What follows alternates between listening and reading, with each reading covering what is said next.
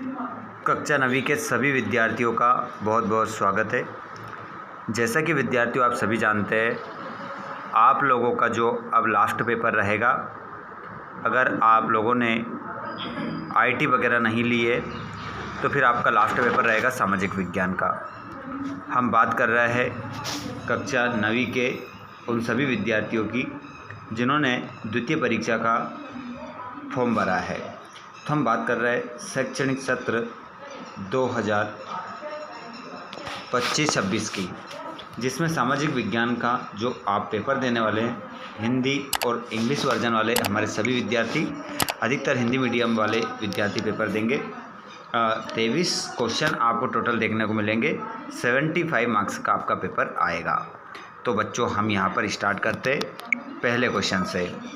आप लोगों का 11 जून को पेपर रहेगा सामाजिक विज्ञान का, और अगर आपको 10वीं कक्षा में अच्छे से रेगुलर रेखा स्टडी करना है तो आपको पहले ये सामाजिक विज्ञान के पेपर को क्या करना पड़ेगा, पास करना पड़ेगा। चलिए, तो बिना देर के हम स्टार्ट करते हैं। आपकी बेहतर तैयारी यहाँ पर होगी। एक एक क्वेश्चन आपको बताया जाएगा। वीडियो को आप लास्ट तक देखिएगा। चैनल पर पहली बार आए हो तो चैनल को सब्सक्राइब जरूर करना। चलिए, पहले क्वेश्चन को हम देखते हैं। प्रश्न क्रमांक पहला है, सही विकल्प का चयन आपको करना है। प्रश्न क्रमांक फर्स्ट है, भारत किस महाद्वीप का हिस्सा है? तो भारत जो है वो एशिया महाद्वीप का हिस्सा आपका यहाँ पर सही उत्तर होगा। अगला प्रश्न है, भारत में प्राकृतिक वनस्पति पाए जाने वाले क्षेत्र कौन से हैं? तो इसका उत्तर होगा आपका मध्य भारत।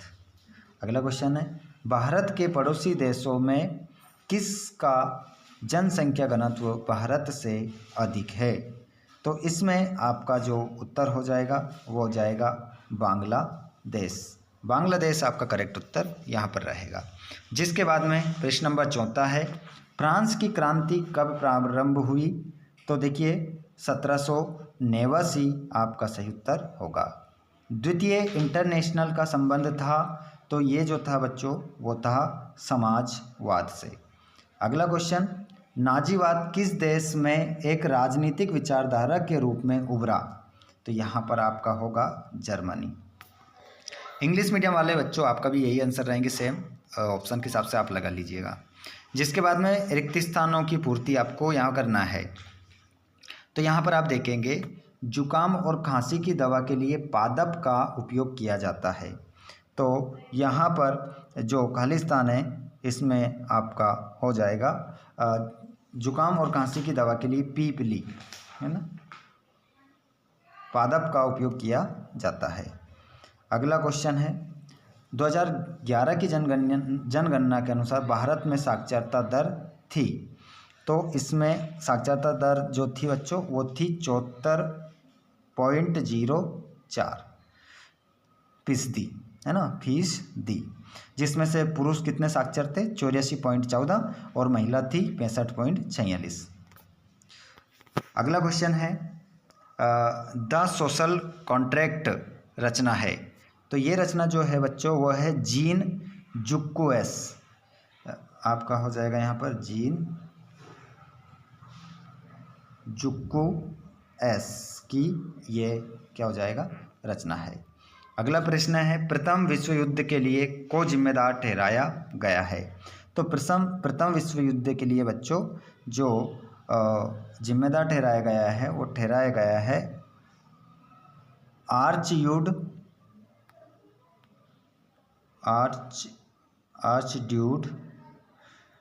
कर्डिनेंक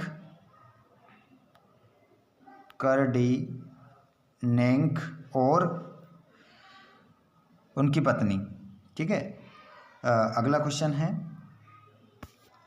वन सेवा की स्थापना वर्ष में की गई थी?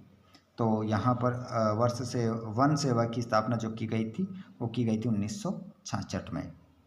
अगला क्वेश्चन, मासाई शब्द का शाब्दिक अर्थ है? तो इसका हो जाएगा नीलोट जनजाति है। नीलोट जनजाति, नीलोट जनजाति है इसका अर्थ। अगला क्वेश्चन है, यहाँ पर सत्यापत्ति देखेंगे। दूधवा राफ्टी पार्क उत्तर प्रदेश में है। तो यहाँ पर आंसर हो जाएगा आपका सत्य। अगला क्वेश्चन, नाजीवाद यहूदी विरोधी था, तो इसका आंसर भी आपका सत्य होगा। दूसरा भी क्या होगा आपका सत्य होगा। तीसरा देखेंगे, भारत एक धर्मनिरपेक्ष राज्य है, वो क्या हो जाएगा असत्य होगा। तीसरा आपका क्या है बच्चों असत्य है। चौथा, भारत देश 1950 में स्वतंत्र हुआ, तो ये क्या हो जाएगा आपका सत्य हो जाएगा। अगला क्वेश्चन पांचवा, भारत में बहुमत से चुनाव जीतने वाला दल सरकार बनाता है, तो इसका पांचवा ठीक है, भारत में बहुमत से चुनाव जीतने वाला दल सरकार बनाता है, तो पांचवा आपका यहाँ पर क्या हो जाएगा सत्य हो जाएगा। ठीक है, भारत में बहुमत से जीतने वाला दल क्या कहलाता है सरकार बनाता है, सत्य। और लोकतांत्रिक व्यवस्था में शासकों को भी कानून का पालन करना होता है, तो इसका आंसर भी क्या हो जाएगा आपका सत्य हो जाएगा। ठीक है, ये आंसर भी क्या होगा आपका सत्य होगा। उसके बाद में अगला प्रश्न जो रहेगा वो जोड़ी के रूप में रहेगा। तो दो आप इसको मिलाएंगे बच्चों हम, दो आपको आप मिलाएंगे दो नदियों के बीच का भाग। ठीक है, इसका आंसर यही हो जाएगा। और फूलों की बौछार, तो इसको मिलाएंगे खेवा। भारत का संविधान बना 26 नवंबर 1949, धारा, इसका आंसर हो जाएगा आपका चौथे का जो हो जाएगा वो किसी दस्तावेज का खास हिस्सा। हरित क्रांति के जनक एम.एस. स्वामीनाथन। और निर्धनता रेखा का मापन राष्ट्रीय प्रतिदर्श सर्वेक्षण संगठन। तो जोड़ी यहाँ पर जो दी गई है वो आमने सामने ही आपको मिल जाएगी, सही जोड़ी है ये, आपको कुछ भी नहीं करना है इसमें।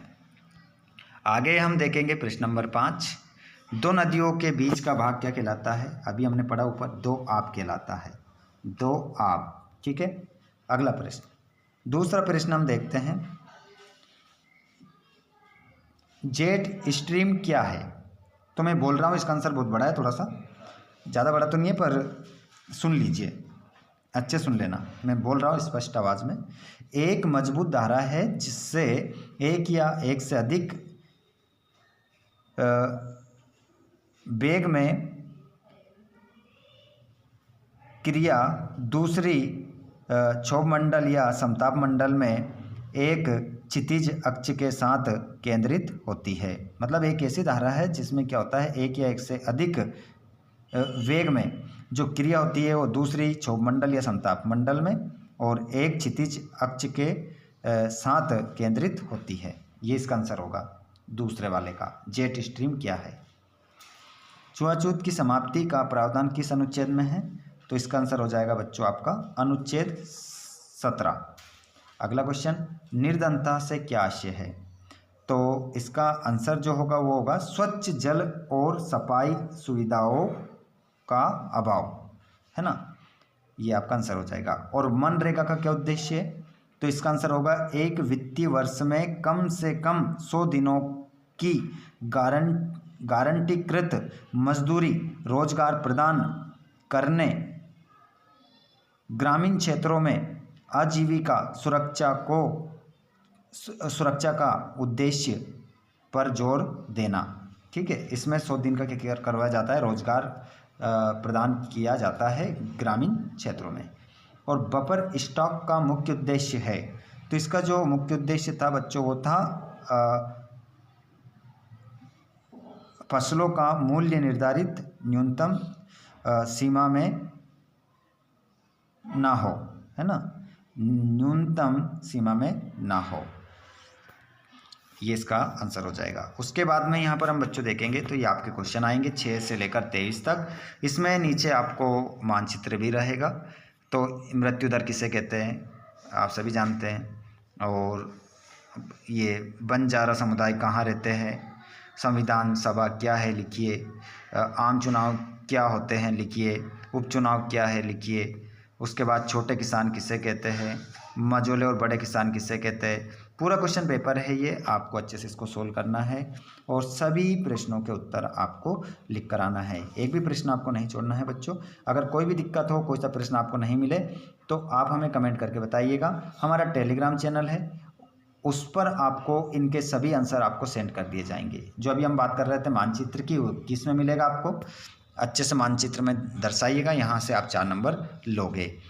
ये सारा ही क्वेश्चन पेपर का सॉल्यूशन हमने दोनों मीडियम में देखा है। तो बच्चों, आप कहाँ से इस वीडियो को देख रहे हैं कमेंट बॉक्स में बताना ना भूलें। साथ ही साथ आपके कौन से पेपर और बचे हैं कमेंट बॉक्स में लिख दीजिएगा।